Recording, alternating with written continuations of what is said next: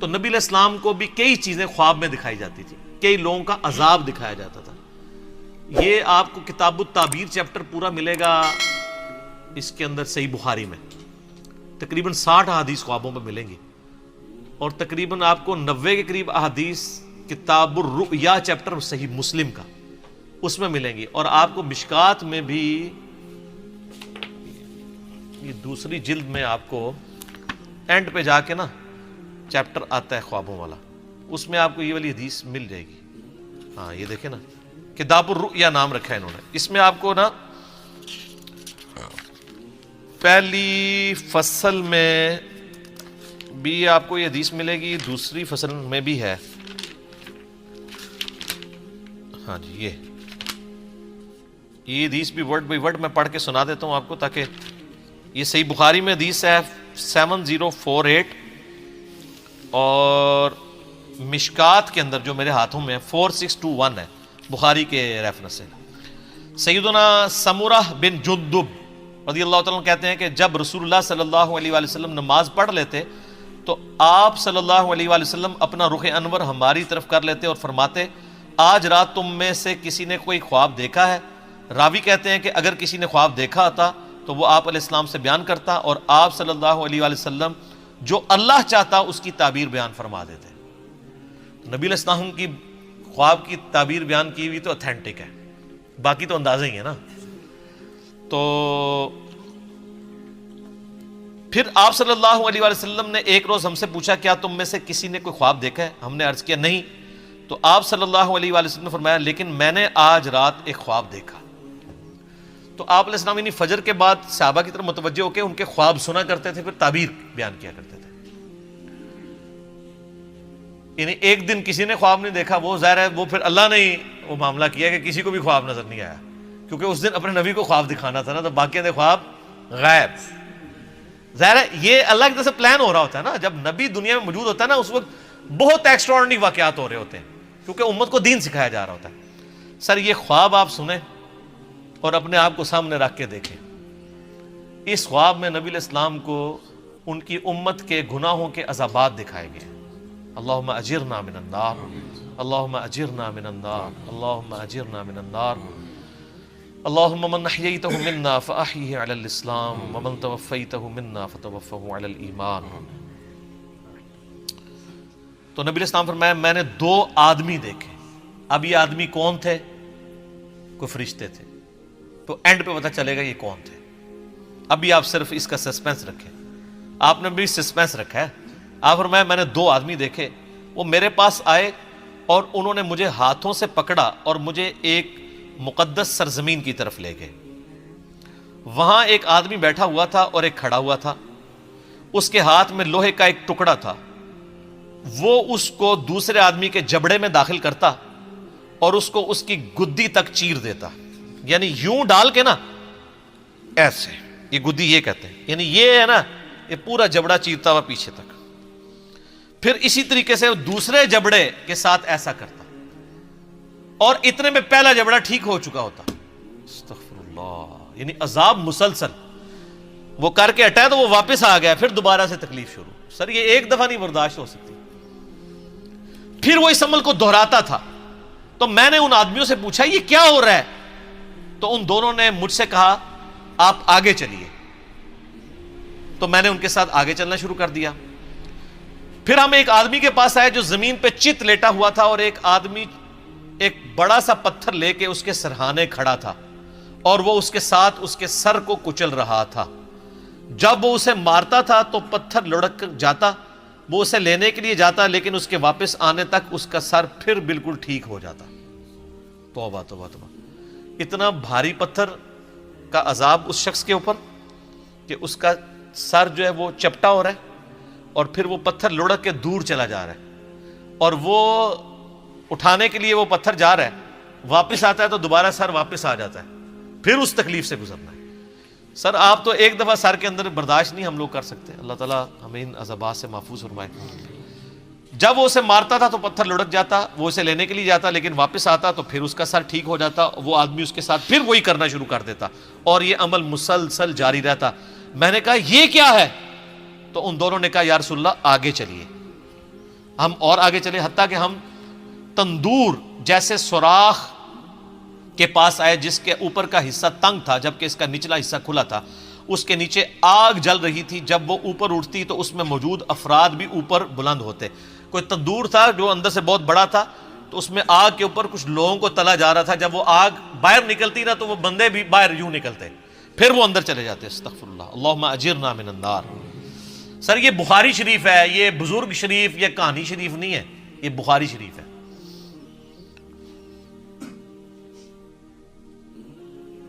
اس کے نیچے آگ جل رہی تھی. جب وہ اوپر اٹھتی تو اس میں موجود افراد کو بھی اوپر بلند کرتی, حتیٰ کہ ایسا لگتا کہ وہ اس سے نکل جائیں گے.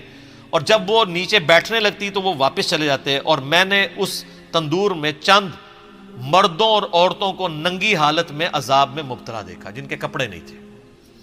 میں نے کہا یہ کون لوگ ہیں؟ ان دونوں نے کہا یا رسول اللہ آگے چلے. ہم پھر چلے حتیٰ کہ ہم خون کی ایک نہر کے پاس پہنچے. وہاں نہر کے سامنے پتھر ہے. وہ شخص جو نہر میں ہے جب وہ باہر نکلنے کا ارادہ کرتا تو باہر کنارے پر کھڑا آدمی اس کے منہ پر پتھر پھینکتا, اس سے وہ پھر پہلی جگہ پر واپس پہنچ جاتا. یعنی وہ جو خون کی نہر میں عذاب ہو رہا تھا نا اس بندے کو, وہ جب اس سے نکلنے کی کوشش کرتا تو ایک باہر بندے کی ڈیوٹی لگی ہوئی تھی, وہ اس کو پتھر مارتا, اس کے منہ پہ لگتا, پھر وہ وہاں جا کے گرتا, پھر وہ کنارے سے دور ہو جاتا. وہ جب بھی نکلنے لگتا اس کے منہ پر پتھر مار دیا جاتا, پھر وہ واپس چلا جاتا. میں نے کہا یہ کیا ہے؟ تو ان دونوں نے کہا یا رسول اللہ آگے چلیے.